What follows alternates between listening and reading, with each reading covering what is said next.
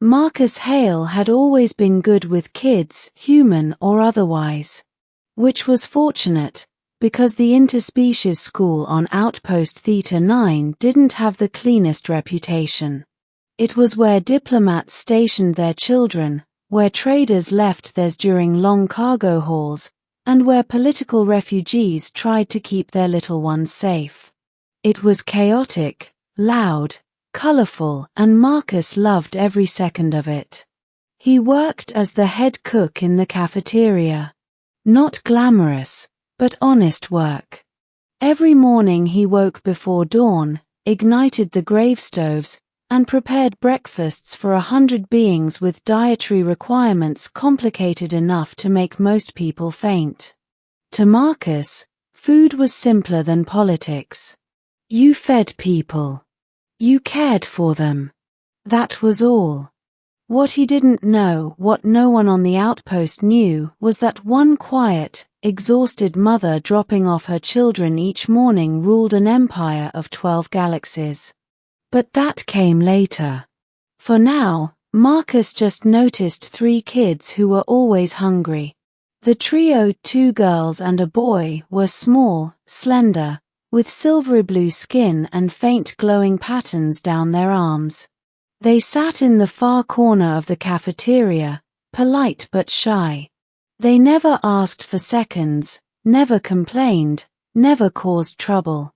But Marcus noticed the way they ate, carefully, gratefully, like every bite mattered. One morning, he approached their table with a warm smile. You 3 always finish everything. Want more? The oldest girl stiffened. We do not wish to be a burden. Burden? Marcus laughed lightly. Kid, I run a cafeteria. You have no idea how much food gets wasted here. You want more, just ask. The youngest, a boy who couldn't have been older in appearance than 8, whispered, We would like more. Marcus brought them seconds. Then thirds. When he returned to clean trays, the middle sister whispered, Thank you, Marcus Hale. He blinked. How'd you know my name? She gestured toward his name tag. Oh. He chuckled. Right.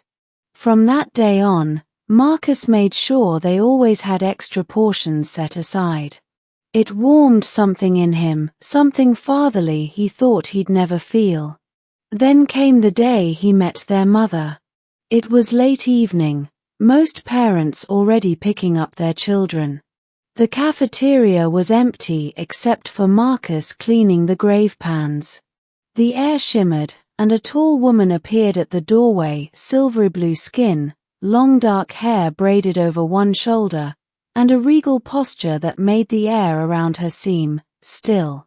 She approached him gently. You are Marcus, she said, her voice soft but carrying weight. And you must be the kid's mom, he replied warmly. Your 3 are wonderful. Always polite. Great appetites. She hesitated.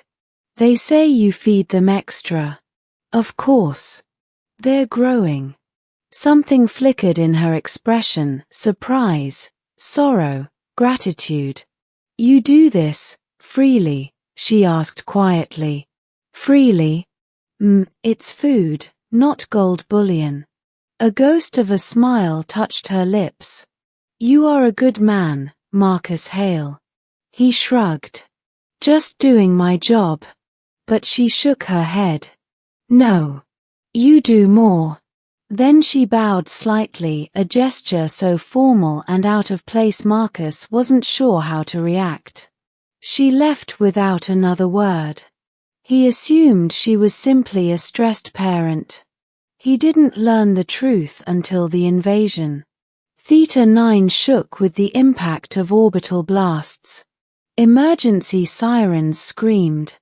The sky outside the dome flashed with streaks of neon as unidentified warships descended.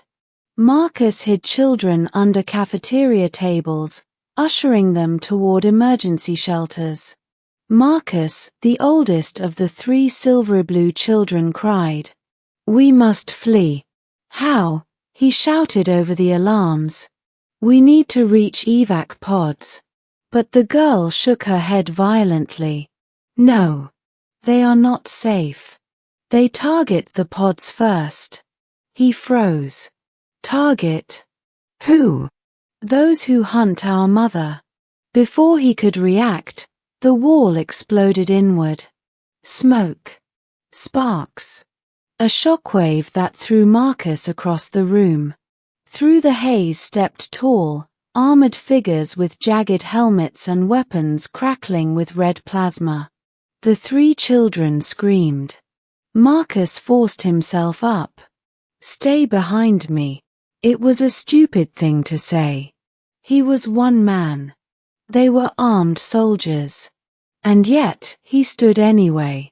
One soldier raised a weapon toward the children.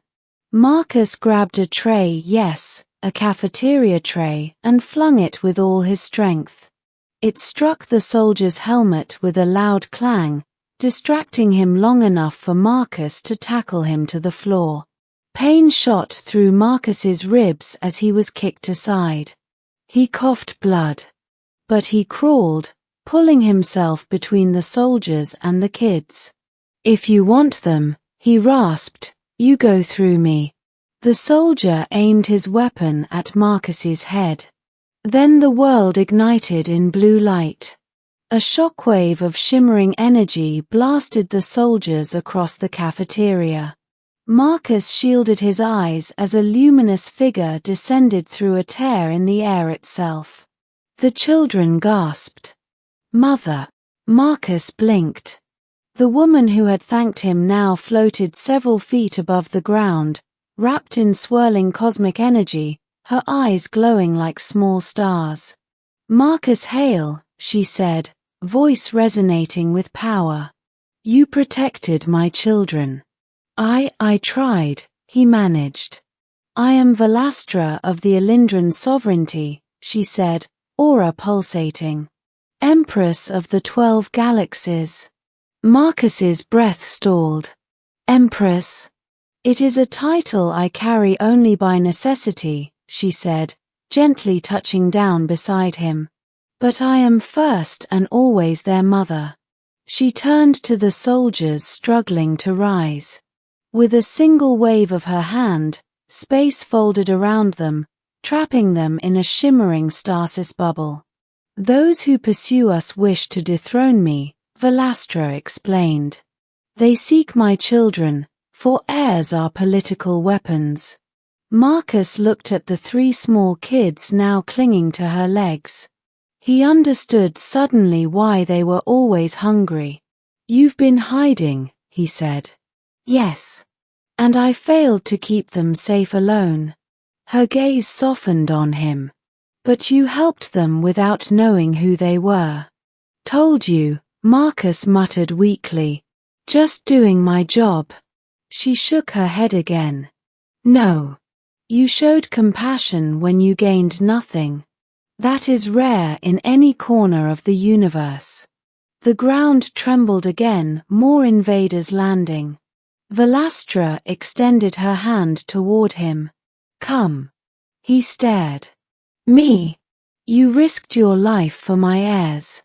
The sovereignty honors such acts."